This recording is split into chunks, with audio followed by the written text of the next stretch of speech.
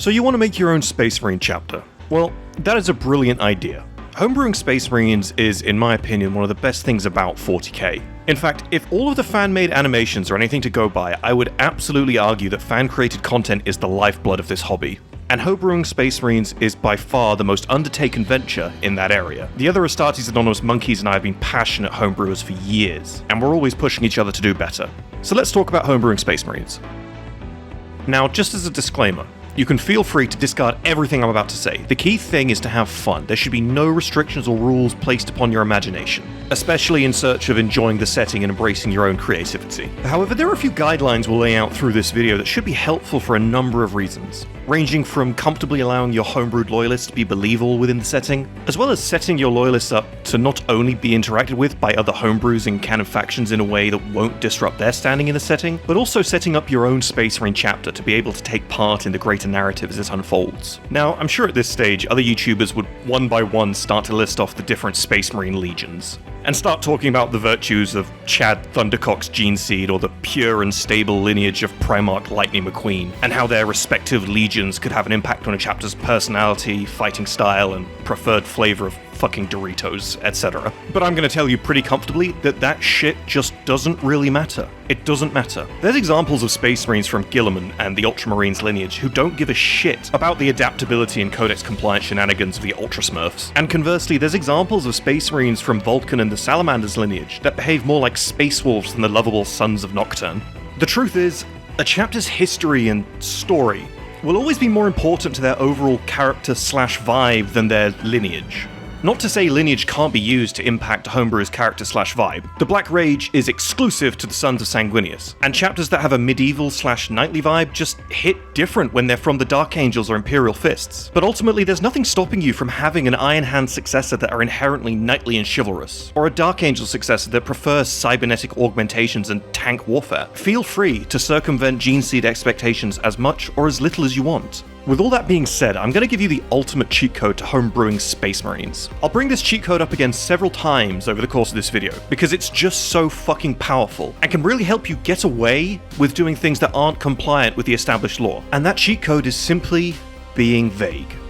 Let me give you an example with your chapter's lineage. Let's say you want your chapter to be an abomination, where its Marines are comprised of mixed gene seed from several other chapters. Now, normally this would mean your Space Marines are, at all moments, minutes away from turning into Cronenbergs from Chernobyl. However, with the power of being vague, you can have your radiation cake and eat it.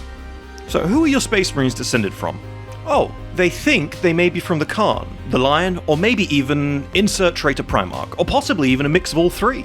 The truth is, record keeping within the Imperium is utterly horseshit, and you have the power to capitalize on that as much as you want. How's anyone going to complain about your Giga Gene Seed chapter when the Remembrancers can't even tell where your chapter's Gene Seed's from? This works for traitor Gene Seed loyalists too, because typically that's not information a chapter would be very proud of, even if they knew about it, which they likely wouldn't. So you can roll that into your homebrew's narrative. Who are your Space Marines descended from? Well, the Remembrancers have been unable to ascertain anything for certain, though it's rumoured that they're descended from Perturabo's Iron Warriors. Though the chapter vehemently denies this, wink wink, nudge nudge. Embracing ambiguity will help you not just work outside of the box, but it will allow you to blow the box to pieces without messing around with the established lore. That being said, one of the most underrated things you can do with a Space Marine homebrew is to not only not blow up the box, but to embrace the tropes and stereotypes within it. The whole setting is nothing but a satire of tropes and stereotypes, and embracing those things is a tried and true way of setting your chapter up for narrative success. This is why so many chapters follow the knightly vibe, because it works. If you're someone from a military or just a milsim background and that atmosphere appeals to you, there can only be good things to come when you embrace the strict, militaristic, artillery, tactical superiority vibe. And from that trope that you've selected, you can then create your nuance. For example, take that same vibe and ask, do they care about human casualties? Yes? Congratulations, you've just created something akin to the Marines' malevolent, but wildly subverted expectations. And from here, using tropes and stereotypes, you can carve out even further nuance. How do they talk to one another? How do they show camaraderie? Do they even show camaraderie at all? Tropes and stereotypes are so powerful because they're tried and tested, but also because they can be very easily modified to create your own personal spin on things. This ranges from thematic backgrounds like ancient civilizations or organizations, all the way up to the accents the Marines speak in, be it Old Scottish or Arabic, or even modern hoity-toity English. And you'll find things like naming conventions, aka Space Marine names, or even the chapter's named identity will then come very naturally to you. And this segues very nicely into the next important thing, and that's, what are your chapter's goals and rivalries? Are they Sons of Dawn from a homeworld overrun by chaos, staunchly resolute in taking vengeance against one particular warband, to the detriment of other campaigns they could be pursuing? Or perhaps a young chapter that are the attack dogs of a minor inquisitorial ordo created with the sole purpose of furthering the goals of this other imperial body? Too young to have carved out their own culture, but slowly starting to recognize their place in the grand theatre of war. And fleshing out your chapter's goals will probably help you flesh out their fighting style as well if you haven't thought about that too much already too. Fighting Iron Warriors and their demon engines? Sounds like you guys enjoy tanks.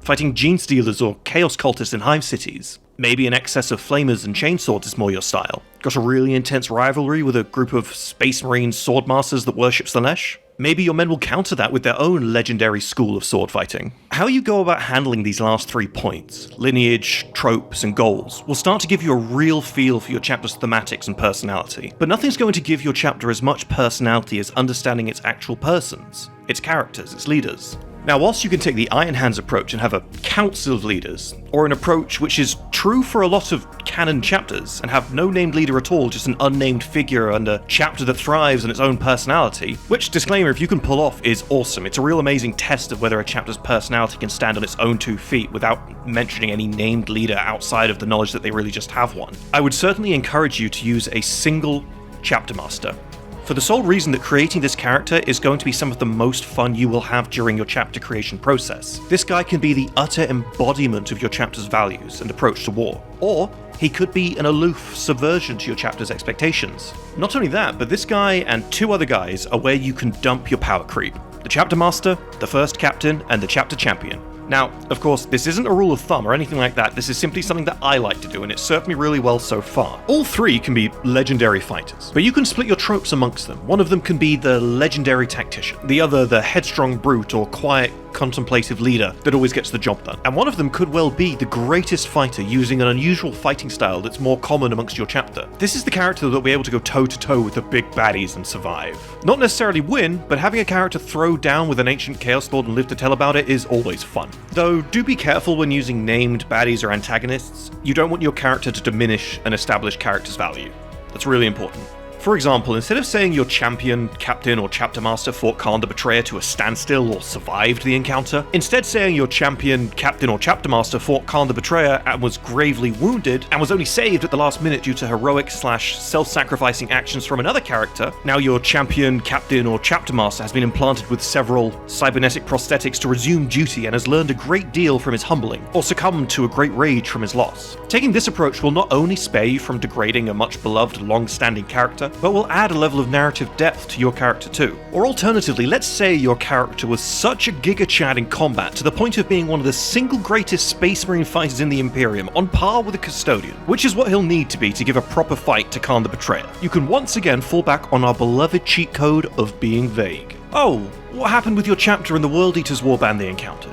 Well, whilst the main portion of the chapter was engaged with the World Eaters in combat, Chapter Master Bingus Bongus went missing, though at some point our teams also lost track of the son of the Red Angel as well, only for Bingus Bongus to appear almost unscathed at our retreat point to tell us how he was unable to slay the Red Angel's terrible son. See, now you're inferring that your Chapter Master was able to stand toe-to-toe with Khan without actually saying as much. Who knows what happened when those two were left alone? Maybe they played chess, maybe they hugged it out, maybe they dicked each other down, who knows? You and I know they fought, and your character or chapter master is just a god-tier beast. But of course, that would diminish Khan as a character, so instead all that anyone knows is that they went missing at the same time, and your chapter master escaped with only minor injuries, having failed to have killed Khan. On a similar but side note, this is the same thinking you should consider employing for deciding the age of your chapter's key characters, if you want to give them any age at all. It's been a long established fact that Dante of the Blood Angels is the oldest living Space Marine, approximately 1500 to 1600 Terran years. Sorry, oldest living Loyalist Space Marine. Marine, and that a Space Marine reaching even half of his age is overwhelmingly rare. Remember, Space Marines are an expensive resource, but they're a resource to be spent nonetheless, so they do die. So if you want your Chapter Master to be considered old as balls, just never mentioning their age with a specific number and talking about it through rumor and hearsay is a much better way to go about it, though named Dreadnoughts are an exception to this rule. They can be a couple of thousand years old, no problem.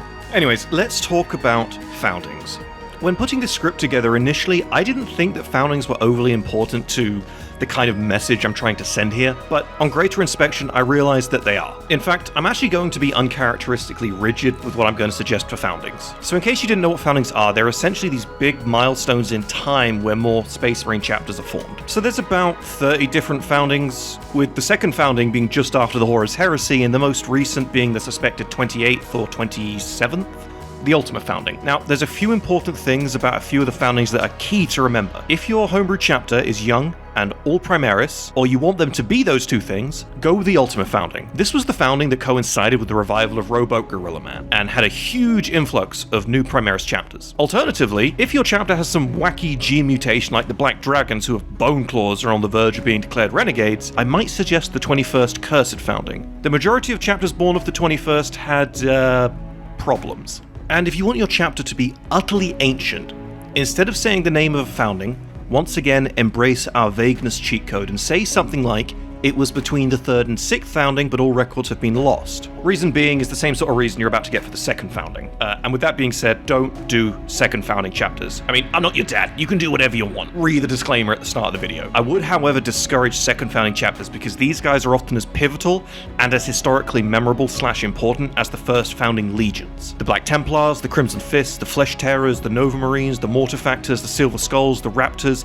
technically even the fucking Grey Knights. Now, whilst not all of the 2nd founding chapters are as important or as well known as the ones I've just listed, these guys kind of set the standard for the narrative impact you'll need to reach with a 2nd founding successor. It's doable, but it's a metric ton of work, and I personally wouldn't find it a lot of fun to try and live up to the legacy of those chapters. And since we're on the topic of things I wouldn't recommend doing unless you're prepared to operate under vagueness and rumor, I would implore you to keep your Space Marines around the 1,000 Marines mark. I know, sadly, I may alienate a number of you lovely people with this one because having beyond 1,000 Marines is a very popular thing to do, and that's okay. Remember, I'm not your dad. If that gives you joy, go for it, brother. Absolutely. That being said, a little more is fine, less is definitely fine, but the truth is that Space Marines that go over that number create problems untold. Please see the Astral Claws and the Badab War. Now, I know there's more to that story than just the Astral Claws growing their chapter beyond Codex compliant numbers, like them not paying their taxes, but that kind of response is typically what one can expect from the Imperium when the Imperium sees Space Marines go well over the 1,000 Marines mark outside of undertaking Crusade. The truth is, the Black Templars and their untold thousands of Marines,